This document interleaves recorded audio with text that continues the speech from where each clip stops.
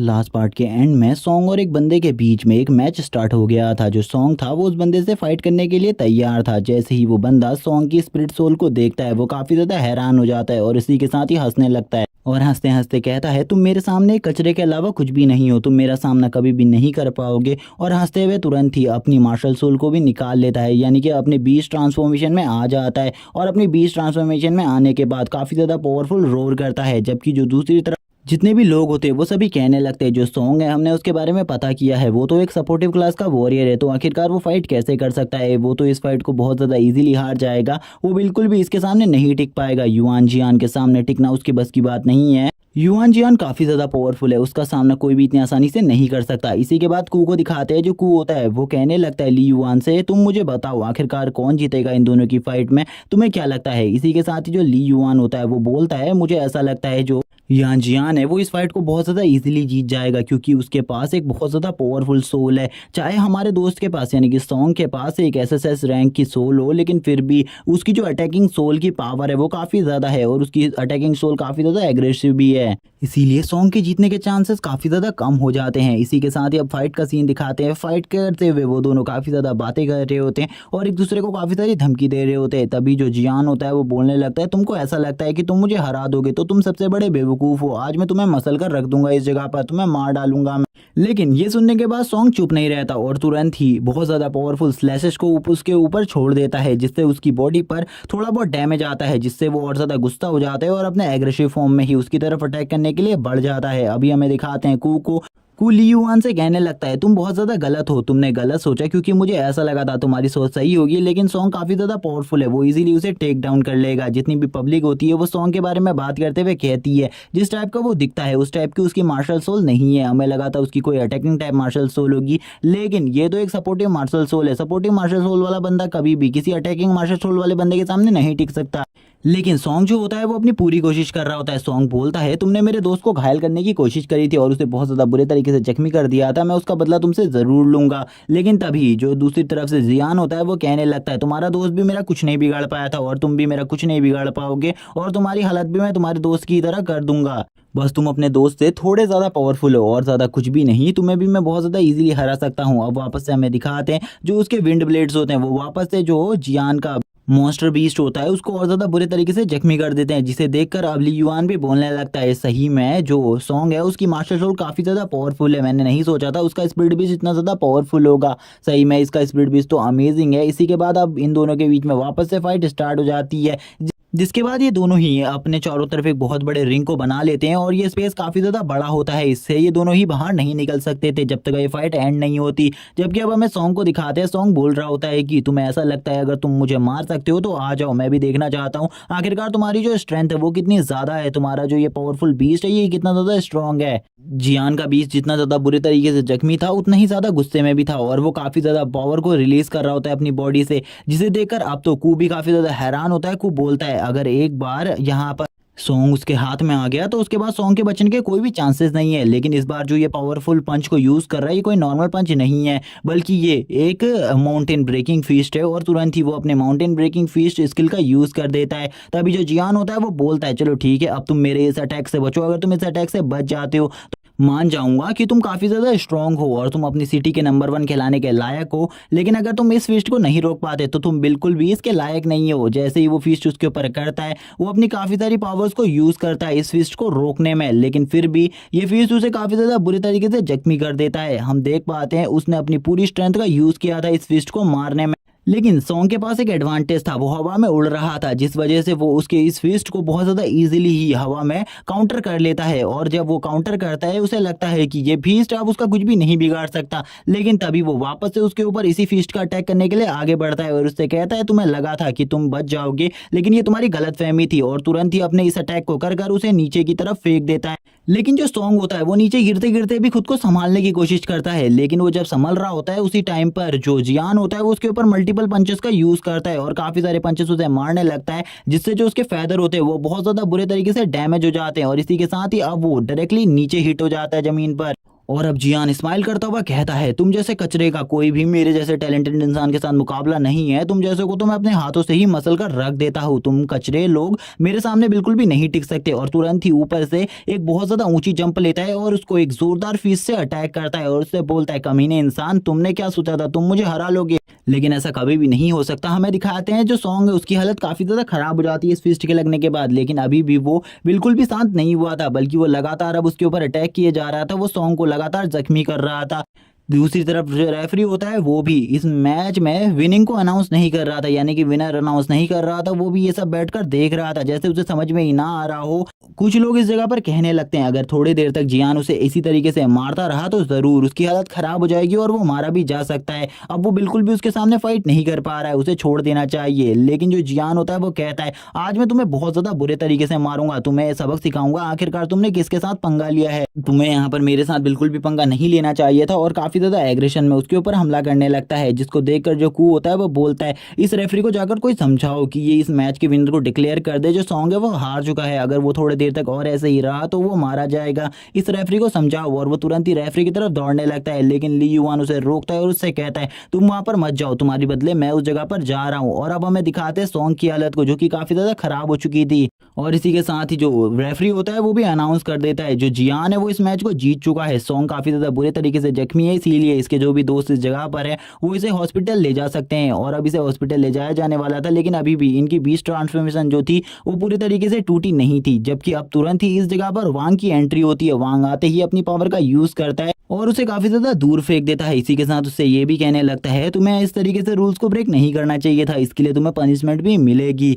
तभी हमें दिखाते हैं जो जियान होता है वो तुरंत ही अपनी ट्रांसफॉर्मेशन को वापस से ह्यूमन ट्रांसफॉर्मेशन में ट्रांसफॉर्म कर लेता है और हंसते हुए कहता है, तुम मुझे कोई भी सजा नहीं दे सकते, तुम्हारा कोई भी हक नहीं बनता मुझे सजा देने का। और वो काफी ज्यादा खिल्ली उड़ाने लगता है इस जगह पर वांग की, और वांग की काफी ज्यादा भी बेइज्जती कर रहा होता है। लेकिन अब वो टॉपिक को चेंज करते हुए बोलता है, अगर इसका और कोई भी रूममेट बचा है जो कि मेरे से फाइट करना चाहता है तो वो कर सकता है। तभी हमें वांग की एंट्री दिखाई जाती है। वांग इस तरफ आते हुए कहता है, मैं तुम्हारा मुंह फोड़ दूंगा अगर तुमने दोबारा से ऐसी कुछ करने की कोशिश करी, तुम्हारी तो मैं शिकायत करने वाला हूँ आगे हॉल में, क्योंकि तुमने एक स्टूडेंट को काफी ज्यादा बुरे तरीके से पीटा है जो कि इस मैच के रूल के खिलाफ था। अगर तुम ऐसा करते हो तो मैं खुद तुम्हें पनिशमेंट दूंगा और तुम्हारे मुंह को आज यहीं पर फोड़ दूंगा।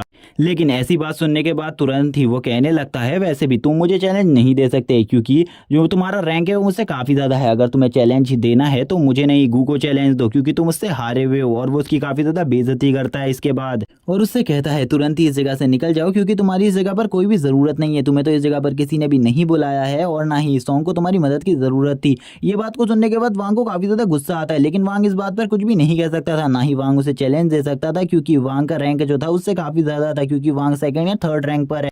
अब वापस से हमें दिखाया जाता है जो जियान होता है वो वांग के साथ बदतमीजी करते हुए कहता है, वैसे भी तुम काफी ज्यादा कमजोर हो, तुम उसके सामने नहीं टिक पाए, गू के सामने तुम बिल्कुल भी नहीं टिक पाए, और तुम मुझे बिल्कुल भी नहीं धमका सकते, क्योंकि मैं तुम्हारा जूनियर हूँ, इसीलिए मेरे साथ में रिस्पेक्ट से बात करो, तुम मेरे साथ ऐसी बदतमीजी नहीं कर सकते। लेकिन वांग उसकी ऐसी बातें सुनने के बाद भी कुछ नहीं बोल सकता था, क्योंकि इनका जो ग्रुप का लीडर था वो काफी ज्यादा चीटिंग्स को यूज करता था, यानी कि पॉइजन्स और अदर चीटिंग्स को। तभी हमें कू को दिखाते हैं, कू भी नीचे आने लगता है अपने दोस्त के पास। इसी के साथ ही ली युआन भी इस जगह पर आ जाता है। ली युआन आते हुए कहता है, ब्रदर वांग आपका धन्यवाद, आपने इस टाइम पर हमारी मदद करी और हमारे दोस्त सॉन्ग को बचा लिया। और वो ये भी बताता है कि मैं इसका रूममेट हूँ। इसी के बाद हमें वापस से जियान को दिखाते हैं। जियान काफी ज्यादा बदतमीजी कर रहा होता है और बड़बड़ा रहा होता है और काफी ज्यादा गालियां दे रहा होता है इस टाइम पर सॉन्ग को। वो आगे बढ़ते हुए कहता है, तुम्हें यहाँ पर मेरे दोस्त के बारे में बकवास करने की कोई भी जरूरत नहीं है, अगर तुमने दोबारा से मेरे दोस्त के साथ ऐसी बकवास करी मैं तुम्हारा मुंह फोड़ के रख दूंगा। और जहां तक रही चैलेंज की बात, मैं तुम्हें चैलेंज देता हूं मेरे साथ फाइट का। लेकिन तुरंत ही वो उसकी बेइज्जती करते हुए बोलता है, तुमने अपने रैंक को देखा है, तुम 300 रैंक से भी ऊपर हो, जब तुम्हारा रैंक मेरे बराबर होगा तभी तुम मेरे साथ फाइट कर सकते हो, वरना बिल्कुल भी नहीं, क्योंकि तुम मेरे सामने काफी ज्यादा कमजोर हो। अभी तुम्हें पहले रैंक हासिल करना होगा, उसी के बाद मेरे से फाइट कर सकते हो। अगर तुम मुझसे फाइट करोगे तो मैं तुम्हें बहुत ज्यादा बुरे तरीके से मारूंगा। इसी के साथ हम दिखाते हैं जो ली युआन होता है वो कहता है, ठीक है अगर तुम यहाँ पर मेरे साथ फाइट करना चाहते हो तो ठीक है, 12 दिन का वेट करो, 12 दिन तक मैं तुम्हारे रैंक तक पहुंच जाऊंगा और तुम्हारे रैंक तक पहुंचने के बाद मैं तुम्हें बीट कर दूंगा। पहले उसका रैंक 25 था, लेकिन अब 12 हो चुका है, इसीलिए अब जो ली युआन था उसे और ज्यादा मेहनत करनी पड़ेगी। लेकिन वो अपने मन में सोच रहा होता है, जियान आखिरकार ये बंदा कौन है जो कि यहाँ पर मुझसे फाइट करने के लिए इतना ज्यादा उतावला है, इसे ऐसा क्यों लगता है कि ये मुझे हरा देगा। लेकिन जब इससे मेरा सामना होगा मैं इसको बहुत ज्यादा बुरे तरीके से बीट कर दूंगा। और अब इस जगह से जाते हुए कहता है, तुम्हारा दोस्त भी कचरा था और मुझे ऐसा लगता है तुम भी अपने दोस्तों की ही तरह एक कचरा होगे, इसीलिए मुझे तुम्हारे साथ फाइट करने में ज़्यादा इंटरेस्ट नहीं है। लेकिन तुमने जो चैलेंज दिया है उसे मैं ज़रूर कबूल करूंगा। अगर तुम 12 दिन बाद मुझे नहीं मिले फाइट के अरीना में तो ज़रूर मैं तुम्हारे रूम में आकर तुम्हें बहुत ज़्यादा बुरे तरीके से मारूंगा और तुम्हारी सारी की सारी हड्डियां भी तोड़ दूंगा। ये बात सुनने के बाद ली युआन उससे कहता है ठीक है, वो तो 12 दिन के बाद का वक्त बताएगा, आखिरकार हम दोनों में से कौन जीता है। इसी के बाद उस सॉन्ग के पास आगे बढ़ते हैं। जो सॉन्ग होता है वो कहने लगता है मॉम, मैं बिल्कुल भी इस फाइट को नहीं जीत पाया, मैं इस फाइट को नहीं आना चाहता था। और वो सब कुछ अपनी मॉम को याद करते हुए कह रहा था। लेकिन ली युआन उससे कहता है तुम बिल्कुल भी चिंता मत करो मेरे दोस्त, अब सब कुछ मेरे ऊपर छोड़ दो। जिसने भी तुम्हारी ये हालत करी है मैं उस बंदे को बिल्कुल भी नहीं छोड़ूंगा और उसका जो भी ये पूरा ग्रुप है मैं उसको पूरे तरीके से खत्म कर दूंगा। ली युआन अब ब्रदर वांग से पूछता है आखिरकार आप इस टाइम पर हमारे फाइट के बीच में क्यों आए, क्योंकि आप तो हम में से किसी को भी नहीं जानते। वो बताते हैं कि जैसे सॉन्ग उस ग्रुप को पसंद नहीं करता जो कि जियान और गू का ग्रुप है, वो भी उसी टाइप के बंदे हैं जो कि उनके ग्रुप को पसंद नहीं करते और उनके ग्रुप को डिस्ट्रॉय करना चाहते हैं, इसीलिए उसने उनकी मदद करी। वो अपने मन में सोचने लगते हैं इस बंदे ने जिस बंदे को चैलेंज दिया है वो इससे काफ़ी ज़्यादा पावरफुल है, लेकिन उसके बाद भी अगर इस बंदे ने उसे चैलेंज दिया है तो इस बंदे के अंदर कोई ना कोई खास बात ज़रूर है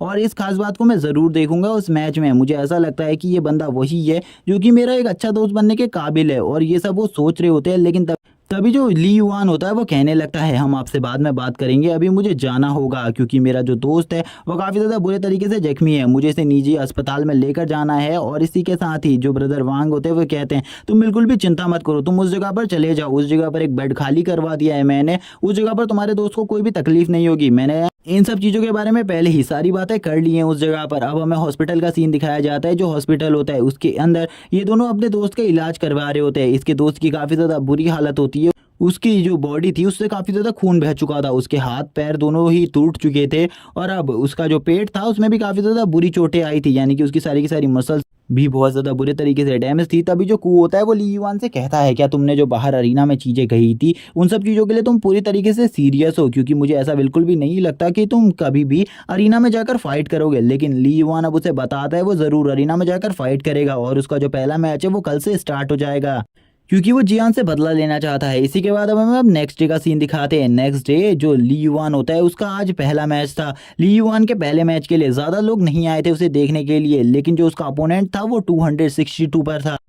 उसका रैंक 262 था और उसका नाम चेन था। जो चेन होता है वो बोलता है तुमने तो कल जियान को कंपटीशन के लिए चैलेंज दिया है, मुझे तो ऐसा लगता है आज तुम मेरे हाथों से ही बहुत ज़्यादा बुरे तरीके से जख्मी होने वाले हो, तुम उसके अपोनेंट बिल्कुल भी नहीं हो। ये जनरल रैंक के 8th लेवल पर होता है। इसी के बाद जो ली युआन होता है वो उससे कहता है तुम्हें बातें कम करनी चाहिए और अपने ट्रांसफॉर्मेशन को तुरंत ही करो, क्योंकि मैं तुमसे फाइट करने वाला हूँ, मुझे बातों की फाइट बिल्कुल भी नहीं करनी, मेरे पास इतना टाइम बिल्कुल भी नहीं है। तभी वो भी उससे कहता है ठीक है, यहाँ पर तुमने काफ़ी ज़्यादा अच्छी बात करी है, इसीलिए मैं भी अब तुम्हारे साथ सीरियसली फाइट करूंगा और पूरी ताकत के साथ तुम्हारे ऊपर हमले करूंगा। इसी के बाद ये अपनी ट्रांसफॉर्मेशन में आ जाता है जो कि एक स्नेक की होती है, जो कि एक वाटर टाइप स्नेक है और ये काफ़ी ज़्यादा पावरफुल बीस्ट है। इसी के साथ हमें दिखाया जाता है ली युआन के बीस्ट को, जिन दोनों का अब आमना सामना हो जाता है और ये दोनों ही फाइट करने के लिए तैयार थे। ये दोनों ही एक दूसरे के ऊपर अटैक करने के लिए आगे बढ़ते हैं। जो वो स्नेक होता है वो सबसे पहले बोलता है तुम मेरी इस पकड़ से बिल्कुल भी नहीं बच सकते, आज मैं तुम्हें एक ही बार में मार डालूंगा। लेकिन उसे नहीं पता था उसका सामना किस बंदे के साथ हुआ है और इसी के साथ ही वो उसकी स्नेक टेल को पकड़ लेता है और उसकी स्नेक टेल को पकड़ने के बाद काफ़ी ज़्यादा ज़ोर से उसके ऊपर हमला करना स्टार्ट कर देता है। और अब जो ली युआन का बीस्ट होता है वो उससे कहता है चलो ठीक है, अब मैं तुम्हें अपनी पावर को दिखाता हूँ, आखिरकार जो मेरी स्ट्रेंथ है वो कितनी ज़्यादा है। और वो तुरंत ही उसकी जो पूंछ होती है उसको 2 हिस्सों में अलग कर देता है, जिसे देखकर अब उस स्नेक को भी काफ़ी ज़्यादा गुस्सा आ जाता है और वो भी उसके ऊपर अटैक करने के लिए आता है। लेकिन वो अपने छोटे मोटे अटैक भी उसके ऊपर नहीं कर पाता और अब उसकी जो पावर होती है वो पूरी तरीके से खत्म हो जाती है। वो स्नेक काफ़ी ज़्यादा बुरे तरीके से डर जाता है और इस जगह पर कुछ भी नहीं कर पाता। उस स्नेक की तो हालत ही खराब हो गई थी। और तभी जो ली युआन होता है वो उसके गले को पकड़ लेता है और उस स्नेक के गले को पकड़ने के बाद उससे कहता है क्या तुम हार मानते हो। और जैसे ही वो स्नेक कहता है मैं हार मानता हूँ, मैं तुम्हारे साथ और ज़्यादा फाइट नहीं कर सकता। इसी के साथ यहाँ पर जो रेफरी होता है वो अनाउंस कर देता है कि ली युआन इस फाइट को जीत चुका है। तभी जो ली युआन होता है वो अंदर की तरफ आ जाता है। तभी जो कू होता है वो उससे कहता है मुझे बिल्कुल भी नहीं पता था जो तुम्हारा स्पिरिट बीस्ट है वो एम्परर रैंक के 2 स्टार पर पहुंच चुका है, इस बारे में मुझे बिल्कुल भी नहीं पता था। लेकिन ये सुनने के बाद तो वो भी हैरान होता है और उससे कहता है आखिरकार तुम्हें इसके बारे में कैसे पता चला। वो उससे कहता है इस बारे में अभी पूरे स्कूल को पता चल चुका है और तुम स्कूल में सबसे ज़्यादा पॉपुलर हो गए हो, क्या तुम मुझे एक बारे में बता सकते हो, क्योंकि इससे हम काफ़ी ज़्यादा पैसा कमा सकते हैं। ली युआन इस बारे में सोचते हुए कहता है मेरे पास अभी बिल्कुल भी पैसा नहीं है, मुझे पैसे की सख्त ज़रूरत है, इसीलिए तुम कोई भी चीज़ मुझसे पूछ सकते हो, मैं तुम्हें बताने को तैयार हूँ। जो तुम्हारा मैच होने वाला है जियान से, आखिरकार उस मैच में तुम्हारे जीतने के कितने परसेंट चांसेस है। तभी वो इस चांसेस के बारे में बताते हुए कहता है मेरे 95% चांसेस है जीतने के, जिसे सुनकर वो खुश हो जाता है और उससे बोलता है, वो उससे कहता है ये तो काफी ज्यादा अमेजिंग बात है, तुम तो काफी ज्यादा पावरफुल हो, मैंने बिल्कुल भी नहीं सोचा था तुम इतने ज्यादा पावरफुल होगे। और इसी के बाद उससे कहता है मुझे ऐसा लगता है तुम हो भेड़िए की खाल में छुपे हुए एक शेर की तरह हो, तुमने अपनी पावर के बारे में पहले किसी को भी नहीं बताया और तुम काफी ज्यादा स्ट्रांग हो। ली युआन उससे कहता है तुम्हें मेरी पावर के बारे में बिल्कुल भी नहीं पता अभी, क्योंकि मैं किंग लेवल के 2.5 स्टार पर पहुंच चुका हूँ, इसीलिए तुम चिंता मत करो, मैं काफी ज्यादा स्ट्रांग हूँ। ये बोल सुनने के बाद तो वो कहने लगता है तुमने तो कभी भी हमें अपनी पावर के बारे में बताया ही नहीं, मुझे तो बिल्कुल भी नहीं समझ में आ रहा तुम किंग लेवल पर कब पहुंच गए। सही में तुम तो काफी ज्यादा स्ट्रांग हो, तुम तो टॉप 10 पर बहुत ज्यादा इजीली पहुंच जाओगे, लेकिन तुम्हारे लिए अभी जो सबसे बड़ा कंपटीशन है वो जियान है और कोई भी नहीं है। अगर तुम जियान का सामना कर लेते हो तो तुम बहुत ज्यादा आसानी से बहुत आगे तक पहुंच जाओगे। उसकी ऐसी बात सुनकर ली युआन उससे कहता है इस बारे में मुझे पता है, लेकिन और जितने भी मैचेस के बारे में तुमने मुझसे पूछा है मैं उन मैचेस को बहुत ज्यादा इजीली पार कर लूंगा। 12 दिन में जितने भी मैचेस हैं मैं उनमें से एक भी मैचेस को नहीं हारूंगा। लेकिन तुम मुझे बताओ आखिरकार हम पैसा कैसे कमाएंगे। वो बताता है वो उसके ऊपर बेट लगाएगा और अगर वो सारे मैचेस को जीतता रहेगा तो इजीली हम दोनों काफी ज्यादा मुनाफा कमा सकते हैं। ये मुनाफा जो होगा वो डिवाइड होगा 60 एंड 40% में। इसी के बाद ली युआन उससे कहता है आखिरकार 60 और 40% में क्यों, तो वो उसे बताता है इसमें सबसे ज्यादा काम तुम्हारा है, इसीलिए 60 और 40% में ये डिसाइड होगा। और इसी के बाद अब वो उससे कहता है कल मैं 10 मिलियन युआन की बेट लगा दूंगा तुम्हारे ऊपर, इसीलिए तुम चिंता मत करो, तुम ही इस मैच को जीतने चाहिए। और ये बोलने के बाद वो एक स्माइल देता है और उससे कहता है चलो ठीक है अब तुम हंस दो, क्योंकि सॉन्ग को कुछ भी नहीं हुआ है, सॉन्ग जल्दी ठीक हो जाएगा, तुम चिंता मत करो, तुम सॉन्ग का बदला जरूर ले पाओगे और तुम्हें इस बारे में चिंता करने की जरूरत नहीं है, तुम्हें अपनी प्रैक्टिस को जारी रखना होगा। इसी के बाद हमारा नेक्स्ट सीन शिफ्ट होता है और हमें कैंटीन का सीन दिखाते हैं। जो कैंटीन होता है उसमें हमें जियान को दिखाया जाता है। जियान इस टाइम पर काफी ज्यादा खाना खा रहा होता है जंगलियों की तरह, और सभी लोग उसी को देखकर काफी ज्यादा हैरान होते हैं, क्योंकि वो 12th रैंक पर पहुंच गया था लेकिन वो अभी भी काफी ज्यादा बेशरम था और वो सभी से रूडली बात किया करता था। लेकिन तभी इस जगह पर एक आवाज आती है, मैंने तुम्हें काफी जगहों पर ढूंढा लेकिन तुम इस जगह पर निकले, मुझे बिल्कुल भी नहीं पता था तुम इस टाइम पर खाना खा रहे होगे। और ये बंदा और कोई नहीं गू होता है। गू इस जगह पर आते हुए कहता है कल रात जो तुम्हारा मैच सॉन्ग के साथ हुआ था उसके बाद किसी और ने भी तुम्हें चैलेंज दिया है, अगर तुम्हें चैलेंज दिया है तो मुझे जल्दी उसके बारे में बताओ। तो वो बताता है उसको एक ली युआन नाम के बच्चे ने चैलेंज दिया है जो कि काफी ज्यादा वीक है, उसका रैंक 354 होगा, इसी टाइप में होगा, इसीलिए तुम्हें चिंता करने की जरूरत नहीं है, मैं उसे बहुत ज्यादा इजीली हरा लूंगा। और वो ये सब कुछ एक मीट को पीस को खाते हुए बोल रहा होता है और उससे कहता है तुम इतना ज्यादा टेंशन क्यों ले रही हो, वो तो काफी ज्यादा वीक है, क्या तुम्हें ऐसा बिल्कुल भी नहीं लगता कि मैं उसे इजीली हरा दूंगा। लेकिन तभी वो टेबल पर हाथ मारते हुए इससे कहता है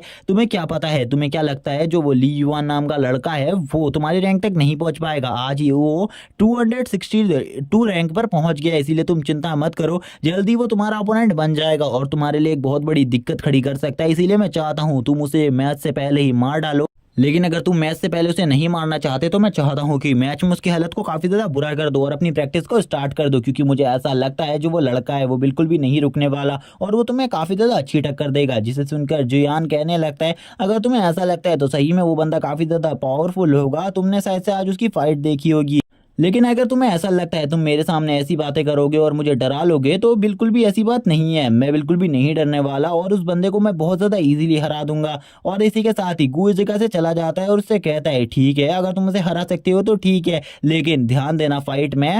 इसी के साथ ही गू इस जगह से चला जाता है। गू के जाने के बाद उसे काफी ज्यादा गुस्सा आ जाता है और वो कहने लगता है ली युआन मैं तो तुम्हें बिल्कुल भी नहीं छोड़ूंगा, मैं तुम्हें बहुत ज्यादा बुरे तरीके से मारूंगा, इतने ज्यादा बुरे तरीके से जितने मैंने तुम्हारे रूममेट्स को भी नहीं मारा होगा। और इसी के बाद ये एपिसोड यहीं पर एंड हो जाता है। इस सीरीज के आगे के एपिसोड देखना चाहते हो तो कमेंट में नेक्स्ट पार्ट टाइप कर दो और चैनल को सब्सक्राइब करना मत भूलना। और अगर तुम्हारे पास कोई भी न्यू सीरीज हो जो मैं एक्सप्लेन कर सकूँ कमेंट सेक्शन में उसका नाम दे देना। Okay bye guys.